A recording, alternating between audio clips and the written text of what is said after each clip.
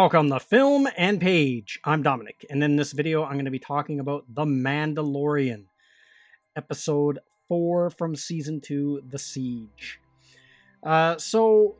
Spoilers. I'm going to be talking spoilers in this video while I'm discussing this episode. So far, The Mandalorian has been a pretty fun series, and that's the best way I can sum up this series. It's just fun. And this episode was actually pretty good, I thought. And this episode made me nostalgic. I actually was nostalgic. I got a feeling of nostalgia watching this episode, which I'll explain in a bit more detail later on. So just to give a quick plot breakdown. So we saw the last episode. His ship was all wrecked and beat up, and he was trying to make it to this planet. So he goes back to the planet. I forget the name of this one, where his Mandalorian sect was kind of hiding out, and where all this kind of started from in the first place. And so we bring back two characters from season 1, and one of them is Cara Dune, and the other one is Apollo Creed. I can't remember his character's name, but I just think of him as Apollo Creed from the Rocky movies. So they're back in this episode, and now they've kind of cleaned up all the Imperial interference, and Cara Dune is now the marshal of the town. And so they agree to fix his ship, and in return they want him to help them destroy an Imperial base that's still being occupied on the other side of the planet. So he reluctantly agrees. And so they end up taking a speeder there, and the guy that owns the speeder was that weird, he's like a fish guy that he froze in carbonite in the very first episode. He's now working off his debts. So they take his speeder, they go there, and they go to this Imperial base, and it's supposed to be abandoned, but it's actually full of stormtroopers. And then they have to destroy this base, and that's when all the craziness of the episode ensues. So this one had a lot of action in it. It went a surprisingly amount of action in it. Like, these episodes, even though they're not that long, man, they really pack a lot of action scenes in these episodes, and it's just so cool to see it. Like, if this show was on TV when I was a kid, I would have went nuts for it. So they end up blowing up the base, but they find some kind of weird, they make a weird discovery inside this base. And we're starting to kind of learn why they're after Baby Yoda, and what they were doing with them. So, and this, even though I am not a big fan of the sequel trilogy, you can see in this episode, they're starting to weave the events of the sequel trilogy and this series. They're starting to weave the events together here. Because you can see they're doing some kind of strange cloning experiments. And the clones, you can't really see what they look like, but they very strongly resemble the pickled Snokes that you saw in The Rise of Skywalker. Because remember, Emperor Palpatine, he said he created Snoke and he was a clone. And then Emperor Palpatine himself was supposed to be a clone in The Rise of Skywalker. And so you can see they're doing cloning experiments.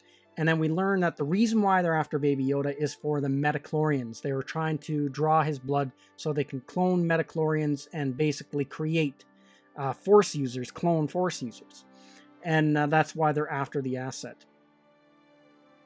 Which is really interesting. So I guess they can't directly chase after and get a fully trained Jedi, because the ones that are left are in hiding, and the one that isn't is part of one of the leaders of the New Republic, Luke Skywalker. So now we're starting to see kind of what the deal is here with Baby Yoda and why they're after him. And early on, they said that the Mandalorian, where it takes place after Jedi, would help explain where the New Order came from in the sequel trilogy. So obviously the New Order is made up of whatever remnants there were of the Empire when it fell after the Return of Jedi. And we can kind of see the threads of the events kind of put together here in this episode. And then at the very end of the episode, in that Star Destroyer, we kind of saw another room with these, looked like a bunch of guys in black armor up against the wall, but I'm not sure exactly what that was or what kind of significance it had. But it was, I don't know. So I'm kind of curious where they're going with that.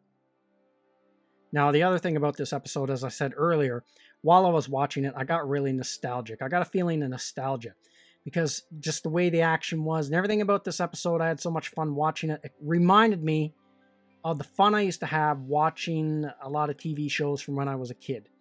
And it kind of reminded me of the A-Team. It kind of had this like military, like if they put these guys together in the team, Cara Dune, Apollo Creed, and the Mandalorian, they could be like the A-Team of the Star Wars galaxy. It just made me think of that, like the fun I used to have as a kid.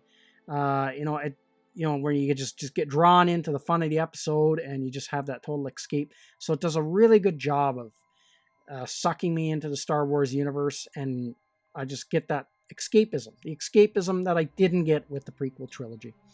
And now the other thing I want to talk about is the character of Cara Dune is quickly becoming one of my favorite female Star Wars characters.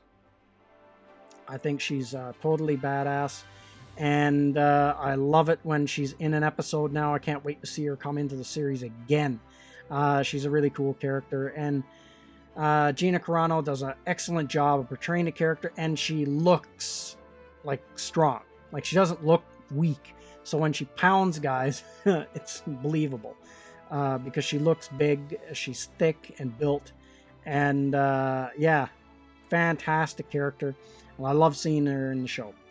And the other character I'm looking forward to seeing is Ahsoka, which we know is going to show up at some point in time. I thought she was going to show up in this episode, but not yet. So I don't know if they're going to save her for towards the end of the season, or we're going to see her show up in the next few episodes. I'm curious about when she's going to come into this.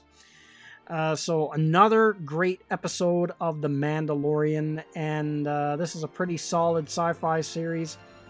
Solid entry into the whole Star Wars saga, and you can tell the people that are making this show are real Star Wars fans, and a lot of love is going into this show, and it's just showing in the writing. Now I know some of the episodes are hit and miss every now and then, but I think overall, this series is pretty solid in my opinion. Now as far as the writing goes, it's a little bit shaky here and there, but one thing about it, man, they make the episodes fun to watch. There's no doubt about that. So that's everything I got to say in this video. Let me know what you think in the comments section, and I will see you at the next one.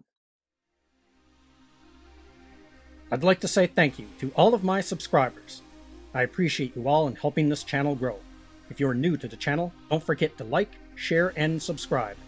Also, don't forget to hit the bell icon so you'll be notified when new videos are uploaded.